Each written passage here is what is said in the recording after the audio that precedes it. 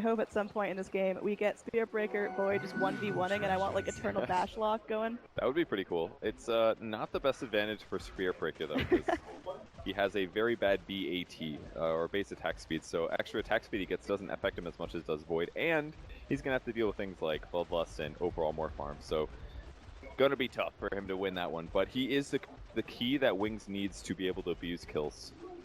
I mean, is he going to be spending most of his early game in the bottom lane? Is he going to be trying to rotate and gank Medusa before she really has a bunch of levels up in that mana shield? Is he going to be just trying to harass the hell out of this Warlock? Yeah, getting levels is really important for him, and the problem is that he's against two really strong supports and a strong carry for zoning, so him getting experience, I just don't see much of it happening, but he was able to... Overall right-clicking pretty even. There's going to be a little charge into the river trying to go for that rune, but Spirit Breaker is successful in that. Picks up a haste, so he can just kind of keep bopping up 1437, and oh, there we go. Nice little bash. Warlock's coming in, gets the Shadow Ward off to try to help with that heal. These Wild Wings are causing some distractions. Now another charge coming back in. Magic Missile from AUI. Are First you serious? blood. Meanwhile, Medusa scores a kill onto Blink in the mid, so Spirit Breaker, it's all an elaborate ruse. That is, he will be weak on farming in the long run unless he gets good team fights in the early game, and that's what he's great for. Nothing around towards the bottom lane. We're going to have a stun in on the Spirit Breaker. Of course, safely on can just kind of book it away if things get hairy here. He's taking a lot of damage. Really close. I think he's got it. Meanwhile, mid lane, and Boker killed again. As this Medusa snakes are just bouncing every which way. They're now trying to focus down, get some return kill. As Ice has rotated in, nice little mana leak there. Of course, mana burn is so high value against Medusa, but Ice eats up the Fairy Fire. He's double damaged. He's trying to salve. Looks like he will be okay, as Ogre still has a 5-second cooldown on that Fire Blast. Get smarter, Ogre. Oh, there we go. One more bop. Ay, there we go. Just in time. The Windlace absolutely making the difference there, getting the kill against the ultra-fast Coddle. Huge game so far for NP, getting 3. She doesn't take too much damage, so as long as Wings has some damage problems, it's going to make it even better. Got a charge down here. Witch Doctor pops the Maledict, the Stun Strike as well. If they can't get this kill, I don't know how they're going to get kills around the map, but second tick of Maledict will finish it off. So nice little kill going the way of our Witch Doctor. Now, our Invoker has picked up some raindrops, always a great item to have when you're up against such crazy damage avenge. She's able to avenge her teammate there, picks up the kill on the Spirit Breaker. Is this what you expect from the Spirit Breaker, or is he having a much tougher lane than he anticipated? He's definitely having a tougher lane than normal. That's pretty safe to say. Avenge one of the few heroes that can actually do that very easily, so that's the advantage they're abusing. Alright, looks like Witch Doctor could be in a little bit of trouble here, just going for the bailout.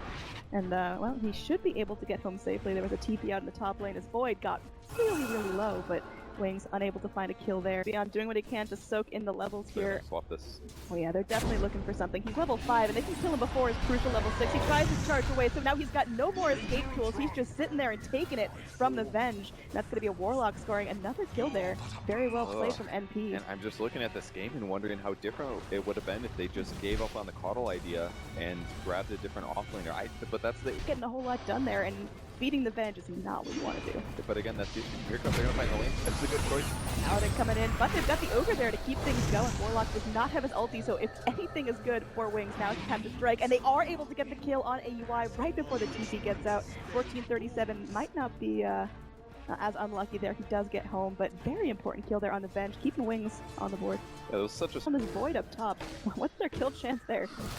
It's pretty low, that's for sure. SVG though, he's going to walk right to the Sunstrike. Not going to take damage from it, unfortunately, just a little bit outside. But one more smack from the Weaver will be enough. Definitely punishing that Warlock for going back into the lane. Yeah, and this is exactly what Weaver has to do. If he just sits and farms, he'll get out-farmed. More damage. Like, Warlock is... it's damage over time. Most of Warlock's damage, so time-lapse completely counters that. Rotation in with a charge on EE. Can they actually get him down in time? Okay, there we go. EE just getting bashed up. Oh, almost lives, but one more smack from Faith Beyond. That will secure the kill. That was very bizarre. He turned off his shield there because he wanted to make sure he had mana. Swap in. They want to try to get something for their troubles here. Nice little blinding light. Ice trying to keep his friends safe. They are able to get the stun off. There's going to be another charge on AUI, and it looks like this Venge could be in trouble once again. They bring in the Weaver for more damage, and can they get him down? Ogre tries to go for the Bloodlust and save, but it's not enough. In fact, Ogre will lose his life as well. This is huge for Wings. All of a sudden, 3 heroes dead in the mid lane. Wings are doing it, man. Man, NP just making a little bit of mistakes, but the gank finding of their offlane player, the SB, is changing everything. Medusa safe lane, getting some free experience to catch up. But even if he dies here, I don't think it's that bad for their team. He's got to stun the SB. No, he's gonna go for the movement speed, I guess. But I mean, I think he knows it's about to get real here. Medusa's actually TPing at bottom. If she just let it all go here, she's gonna drop the snake. But she's burning right now. Gonna be taking an ult from the Witch Doctor. She's getting real low here. Unfortunately, gonna be going down. Tries her ulti before she goes out, so that cooldown is now no longer available when she spawns. yeah, I actually kind of feel like Envy should have just let the Ogre die there. I guess they felt possibly comfortable in fighting just because Warlock was in the area too, but now they've spent tons of time not getting an initiation into the game. Like it's 12 minutes now, we still haven't seen Chronosphere. I feel like the Void has accomplished almost nothing this game, on top of the fact that he was fairly zoned and didn't get a ton of farm in the meantime anyways.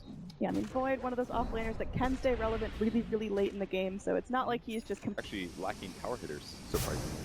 with this ancient stack. That is going to be nice and juicy for Wings, just really skyrocketing them ahead. If Blink's able to clean all this up in one go, that's his next big item there. He's already sitting on 1,400 gold on top of his Midas. What do you want him to go for here?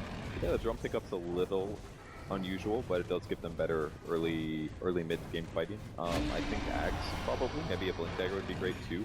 He can dodge Chronospheres, he can possibly position for perfect initiations. A Force Staff. This is, if you guys have no idea why NP is so underfarmed, it's not because they're bad, I promise. If you go back and watch this replay, from their perspective, they're going to see no hero. Oh, we're going for a fight here. Is that a fight? Does that count? That's not even a fight, that's just a gut punch right there. EE just gets dropped. That was a deuce that looked like she didn't have her ultimate. Look at 1437. Ogre's one of the tankiest heroes in the game. He's got a Warlock heal on him, and he's still getting shooed down. Look at that. He can't do anything. The Cold Snap and Invoker preventing him from even walking away to his teammates to say a last goodbye. Just the absolute map control and vision control of Wings is incredible, really. I guarantee they barely ever showed on the lane. If they did it in ways that made it seem plausible that this is all movement around the map that Wings has been abusing. They're trying to move here. They got Deuce leading the charge of the smoke. There is going to be a smoke break as Face Beyond invised up, so now you got Shadow Blade. Oh, swap coming in. They're trying to go the Coddle though, popping the Glimmer Cape. They're looking for the kill on the Shadow. Chrono does connect down to 2. They're doing a decent amount of damage, but on the back line, the Invoker is starting to drop everything here. The Chaotic Offering coming in. That's going to be a very, very good Warlock participation. They are able to get the Aegis off of the Weaver. Eternal Envy, though, he's getting really, really low. Face Beyond goes into the charge, wants to get something done with his last breath, but stun. They are able to get the Spirit Breakers down. They do lose the Medusa, and there's going to be a stun coming back in. Is Shadow going to bring enough damage to get down AUI? Or should Wings just back out and cut their losses? 3 kills there is amazing for considering what place they were in a moment ago. Yeah, I mean, MSS, he made us wait for it, but that Chrono was pretty phenomenal, and the Warlock was really what sealed the deal there. Yeah, Fatal Bonds just really shows how good it is. I thought it was going to go bad for NP considering that AUI had to spend that much time just killing a single Coddle, but picking him off did help a lot. If Blinding Light was in that fight, I feel like they don't actually get all those kills. Shadow still scurrying around AUI, looking for something. But once they use those, then Wings can actually abuse in any way that they want. No, there's going to be a swap here, and it looks like Horse Boy could be in some trouble. I have got vision of him. They're not too scared, and there we go. Nice little kill there for NP, but that's really the Coddle to be in that position. Yeah. Ooh, unless I'm not watching his hero, and he's going to die for it. Oh, a little bit of sleep at the wheel, and that's going to be a nice, easy kill for the Invoker, who has been a little bit quiet in the last couple of minutes, but he's definitely still getting his items here. Yeah, and that's a moment ago. Smoke coming in, Wings looking to get aggressive. They know that NP are feeling a little confident, a little bold after that last fight, and they want to punish them for this. So, little 4G coming up, going to be getting things going. Medusa goes in, is able to at least force back Wings for now, giving NP a better chance to set up before it gets real. Illuminate comes in, Shadow just tossing out a couple of damage. His mana is low.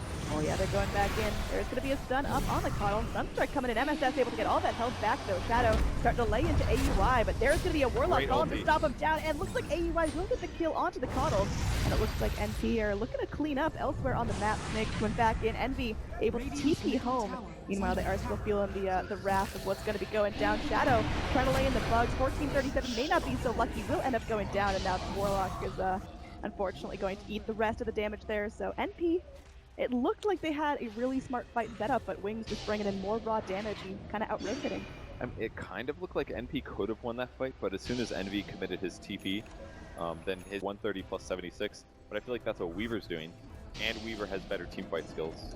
That's the difference, I think. They're charging in deep onto MSS here. Again, he does have that time walk, but they keep him locked down, and they just chunk him. That was a 3-shotter. And that's really showing off the global presence of Wings right now. He just looks squishy. Yeah, I mean, but that's a max level exhort Sunstrike with an X. It's just all pure damage. Half of MSS's HP there was just taken from Sunstrike. It's incredible. I mean, there's no reason that can't happen Not over an and Invoker over player. again. Terrible position for NP to be in. If there wasn't an Aegis, they would absolutely take this fight. Well, let's see if MSS is going to be going for the sneaky chrono plays. There is going to be a dire sentry ward, so he's not really fooling anyone. In fact, there is going to be a smoke out face beyond in a very unfortunate position. There's going to be the golem drop by the Warlock. Is this enough damage? Okay, Faceless Point gets off the chrono, but he's dead. So it looks like the golem going to be doing the heavy lifting here. They are going to be able to get the Witch Doctor down.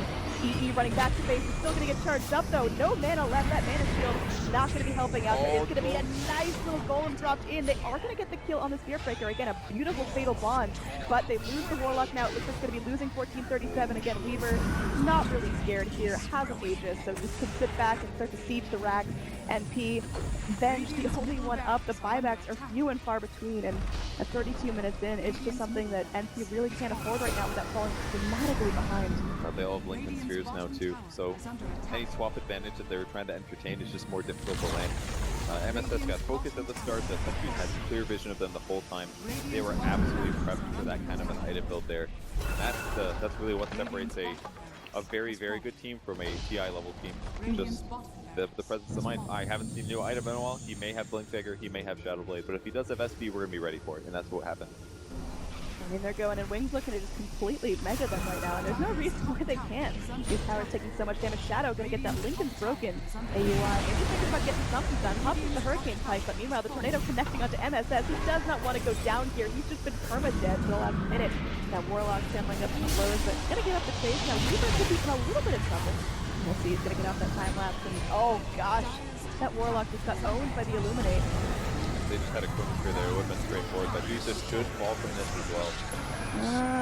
Or not. No, she's alright. She'll be able to get back to base, but definitely done with the defensive part of this game, and 1437 getting low as well. A couple more slaps from the Invoker might be able to do it, but actually, it looks like Blink could be in some trouble here. He's got MSS trying to be scary, but doesn't have a chrono, and Wings clearly know this. They're going to focus him down, and they will get that kill as well. He's dead for 52, has the buyback, but at this point, is it worth it? What does he offer? Oh my god. Alright, Spirit Breaker, please calm down. You've already shown that you're winning. He's actually so farmed. And it reduces the attack speed. It offsets all of what Bloodlust provides. Then nukes continue, and that's all the only they have left. Alright, nice little chrono there. Dire, they're just waiting this one out. They're going to focus down MSS after this godlike. Now for the Weaver, as he's just going in, breaking up the kill, keeping Warlock dead. And they're now looking to focus onto that Deuce. He decides without buyback, and this may be it. The GG called out by Eternal Envy. That's going to be game number 1, and the Bucks' Wing is looking very strong in this series. It's just an amazingly played game by Wing. After that many deaths in the laning stage uncontested, the fact that they turned that around and were able to just